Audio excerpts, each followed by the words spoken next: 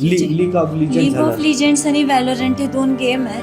तो खेळायचा, पण असे गेम्स आणतातच का आपल्या इंडियाच्या नेटवर्कमध्ये? ते गेम यायलाच पाहिजे. नाही, आपण डिजिटल इंडिया म्हणतो, डिजिटल इंडिया. आपण सगळ्या जगाला सांगतो की आपण असं असं केलं, आपण तसं तसं केलं. मग आपण हे पण सांगा जगाला की आमच्या देशामध्ये किती मुलं मरत आहे गेमिंगमुळं. तो 14व्या फ्लोअरहून तो बघत नव्हता असा कधी. तो टेरेसवर कधी गेला नाही, टेरेस कधीही बंद राहायचं. आता एवढं केल्यानंतर त्याच्यात एवढी हिंमत आली कुठनं? त्याला मिसगाईड केलेलं आहे, त्याच्यासोबत कोणीतरी गेम केलेली आहे. एकच मिस्टेक केली त्या रात्री. त्यांनी लगेच त्या लोकांच्या याच्यानुसार त्यांनी लॅपटॉप होता आणि लॅपटॉपवरती चीट होती.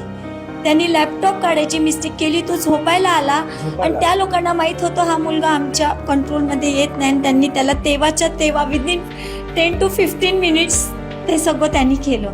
गेमिंगचं व्यसन हे किती धोकादायक आहे हे पिंपरी चिंचवडमध्ये पुन्हा एकदा समोर आलेलं आहे. कारण 10वी शिकणाऱ्या एका मुलाने याच गेमिंगपायी आपला जीव दिला आहे आणि त्याला हा एक टास्क आलं होतं आणि या टास्कच्या आधारे त्यानं या घराचा सगळा जो लेखाजोखा आहे त्याचं स्केचिंग जे आहे ते या ठिकाणी केलेलं आहे आणि यातच त्याला जंप करण्याचं टास्क होतं आणि यातूनच 14व्या मजल्यावरून त्यानं उडी घेत जीव दिली. त्यांचे कुटुंबीय आत्ता आपल्यासोबत आहेत. नेमकं काय घडलं? कारण खूप धक्कादायक आहे सगळं. हे बघा, माझा मुलगा फार घाबरट होता.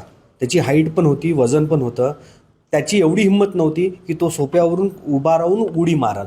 तो एवढा होता आणि थोडंसं लागलं तर एवढा आवाज करत होता, एवढा रडत होता आणि एवढाच लोकांचे अटेन्शन घेत होता. तो 14व्या फ्लोअरहून तो बघत नव्हता असा कधी. तो टेरेसवर कधी गेला नाही, टेरेस कधीही बंद राहायचं. आता एवढं केल्यानंतर त्याच्यात एवढी हिंमत आली कुठनं? त्याला मिसगाईड केलेलं आहे, त्याच्यासोबत कोणीतरी गेम केलेली आहे. ॲक्च्युली लॅपटॉप आजकाल द्यावंच लागतं, ऑनलाईन क्लासेसला करावंच लागतात, कारण फिजिकली आपण सगळीकडे पोरांना सोडू शकत नाही. इव्हन स्कूलमध्ये आता त्या दिवशी 25 तारखेला भरपूर पाऊस झाला, 26 आणि 27ला डिक्लेअर झाली होती सुट्टी. लगेच शाळेचा मेसेज आला होता की ऑनलाईन जॉईन करा सकाळी. म्हणजे ऑनलाईन शिवाय नाही ना, काहीतरी दुसरा उपाय नाही आहे, तुम्हाला द्यावंच लागेल.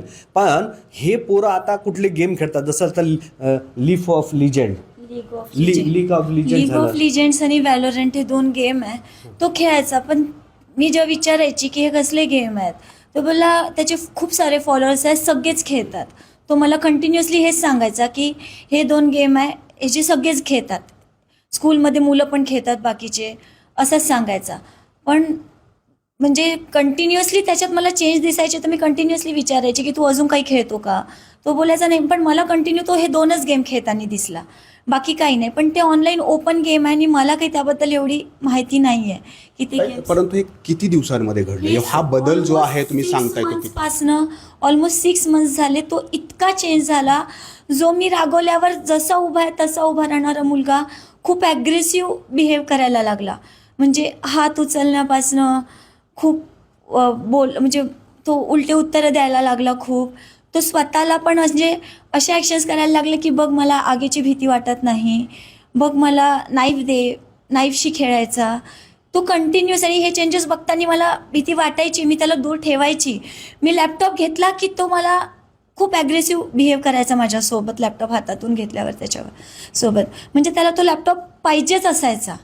आणि तो रात्री जागायला लागला. जो मुलगा 10-10:30 मॅक्झिमम, म्हणजे काहीही असं, माझी दोघंही मुलं कधी जागायची नाही, तो रात्री जागायची जिद्द करायला लागला मला की सगळी मुलं अभ्यास करतात 12-1 वाजेपर्यंत, तर मला पण करू दे.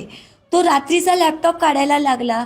मला कधी कधी रूमच्या बाहेरून आवाजही यायचा बोलायचा. तो कोणाशी बोलत नाही, तो खूप शांत मुलगा, जास्त फ्रेंड्स नाही आहे. आणि रूममध्ये जेव्हा मोबाईल नाही तर तो कोणाशी बोलणार. पण मला आवाज यायची बाहेर, कारण मी कंटिन्यू लक्ष द्यायची. दार बंद जरी त्याने केलेलं असेल ना, तो लॉक लावून ठेवायचा.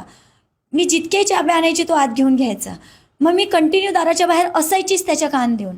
तर मला आवाजही यायचे. तर मी विचारायची तू कोणाशी बोलत आहे रे? तो बोलायचा कोणाशीच नाही, पण तो बोलायचा. रात्री जागायची सवय लागली होती. हे सगळं रात्रीच घडलं. हे सगळं रात्रीच. दिवसा नाही, पण आवाज आम्हाला दिवसा पण यायचे. कारण तो सकाळपासून गेला, तो मुलगा 3 वाजेपर्यंत पाणी प्यायला पण बाहेर नाही येणार. अभ्यास कोणतीच मुलं इतकी घंटे सोबत नाही करत. जे काही तर गॅप असतो ना, 4 तासाच्या वर तुम्ही एका जागी बसू शकत आणि हे नाही. जे चेंजेस सांगत आहे ना 6 महिन्याचे, की हे असे नाही तुम्ही ड्रास्टिकली ओळखू शकता. ही एक मम्मा किंवा एक पप्पा म्हणूनही आपण ओळखू शकत नाही. कारण मुलं कधी कधी चिडतात. कारण तुम्ही आता अभ्यास करायला सांगितलं तर ते चिडतात. आणि तो टीनेजर आहे, मेल किड आहे, ही एक पतली एकदम सुबली पातली आई आहे, तर कधी कधी तो चिडतो. तर मग आपल्याला कसं वाटतं की बाबा जेनेटिक चेंजेस असतात, होतात टीनेजरमुळे असं होतात. त्यानंतर अभ्यासामध्ये फुल मार्क आहे त्याला. इव्हन त्याला JEE क्लासेस लावले ब्लॅक लेवलला 2 वर्षापासून करतोय, त्यामध्ये पण परफेक्ट मार्क आहे. तर जेव्हा तो स्कोअर चांगल्या तऱ्हेनं करतो तर तुम्ही असं नाही म्हणू शकत ना की तो अभ्यास सोडून निवड गेम खेळतोय. सगळेच मुलं गेम खेळतात. परंतु शेवटच्या त्या रात्री नेमकं काय झालं? कारण तुम्ही म्हणताय की तो जेवायला पण बाहेर आला आणि झोपण्यासाठी आला होता आणि तो अगदी रग बेडशीट त्यानं सगळं झोपला होता तो. मग नेमकं त्यानंतर काय? त्यांनी एकच मिस्टेक केली त्या रात्री. त्यांनी लगेच त्या लोकांच्या याच्यानुसार त्यांनी लॅपटॉप होता आणि लॅपटॉपवरती चीट होती. त्यांनी लॅपटॉप काढायची मिस्टेक केली. तो झोपायला आला आणि त्या लोकांना माहीत होतं हा मुलगा आमच्या कंट्रोलमध्ये येत नाही आणि त्यांनी त्याला तेव्हाच्या तेव्हा विदिन 10 to 15 मिनिट्स ते सगळं त्यांनी केलं. आणि मी लहान मुलाला ताप आहे म्हणून पट्ट्या ठेवत होती. मी व्हॉट्सअपवर मेसेज बघितला आणि मी लगेच धावत आले की हा झोपायला गेला. भीती असते नाही काहीला, कारण मी कंटिन्युअसली त्याच्याकडे लक्ष देऊन होती. त्याच्यामुळे मी येता जाता मी रात्री त्याला कधी एकटं झोपू नाही दिलं. त्याला व्हायरल असल्यामुळेच फक्त तो 2 दिवस या रूममध्ये झोपू दिलं मी त्याला. अदरवाईज मी त्याला झोपू पण कधी एकटं द्यायची नाही. मी त्याच्याच जवळ झोपायची, मी त्याला झोपू पण एकटं दिलेलं नाही आहे कधी. पण व्हायरल असल्यामुळे तो इथे आला. लगेच त्यांनी ब्लँकेट वगैरे टाकलं त्यांनी झोपायला. त्यांनी लॅपटॉप उघडलं. पण मे बी त्या लोकांना माहीत पडलं असेल की हा नाही येत आहे आपला. त्यांनी त्याचा लगेच 15 मिनिट्समध्ये लॅपटॉपची लेटर तेव्हाच्या तेव्हा त्यांनी लिहिलं, कारण पेन इथेच होता. आणि 15 मिनिटात ज्या मुलाला घाण वाटते त्या टेरेसचं दार उघडायला, पण तो टेरेसचं दार उघडून तिथे जाऊन त्यांनी चम घेतली. अतिशय खूप दुःखद घटना ही खरं तर आहे. परंतु अनेक कुटुंबांमध्ये अशाच प्रकारे मुलं वेगवेगळ्या गेम खेळत असतात.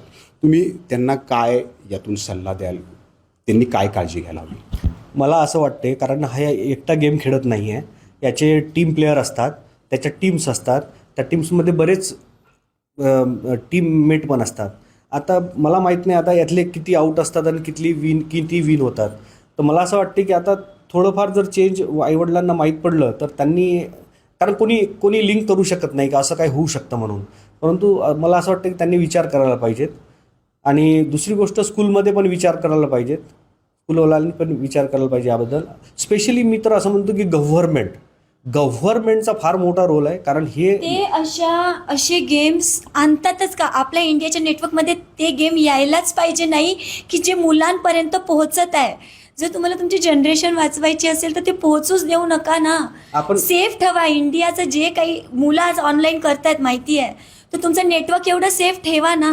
आपण डिजिटल इंडिया म्हणतो, डिजिटल इंडिया. आपण सगळ्या जगाला सांगतो की आपण असं केलं, आपण तसं केलं. मग आपण हे पण सांगा जगाला की आमच्या देशामध्ये किती मुलं मरत आहे गेमिंगमुळं, आमच्या ऑनलाईनमुळं. कारण आम्ही सायबर सिक्युरिटी करतो, आम्ही सॉफ्टवेअर डेव्हलप करतो, पण आमच्याच देशाला एवढं मोठं भोग पडलेलं आहे. आम्ही आमचा देश सांभाळू शकत नाही.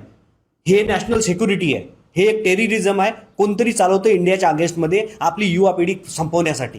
बरोबर. हे एक IT कुटुंबीय आहे आणि हेच अनेक प्रकारचे ॲप या ठिकाणी बनवत असतं. परंतु 25 तारखेच्या रात्री जे तो गेम खेळायचा आणि या गेममधून हे त्याला एक टास्क देण्यात आलं होतं आणि जेवून तो आला आणि याच बेडवरती तो झोपण्याच्या तयारीत असताना शेवटी त्याला हे टास्क मिळालं. आणि याच टास्कमध्ये इथं जंप लिहिलेलं आहे आणि तीच जंप या 10वी शिकणाऱ्या मुलानं इथून केली आणि त्याचा शेवट या ठिकाणी झाला. अनेक कुटुंबांमध्ये प्रत्येक मुलगा जो आहे तो विविध प्रकारच्या गेम या ठिकाणी खेळत असतो, परंतु तो नेमक्या कोणत्या प्रकारच्या गेम खेळतो आहे, तो मोबाईलवरती काय करतो आहे, याकडं आत्ताच त्या पालकांनी लक्ष देणं गरजेचं आहे. तेव्हाच अशा घटनेची पुनरावृत्ती होणार नाही. नाजिम मुल्ला, ABP माझा, पिंपरी चिंचवड. ABP माझा, उघडा डोळे बघा नीट.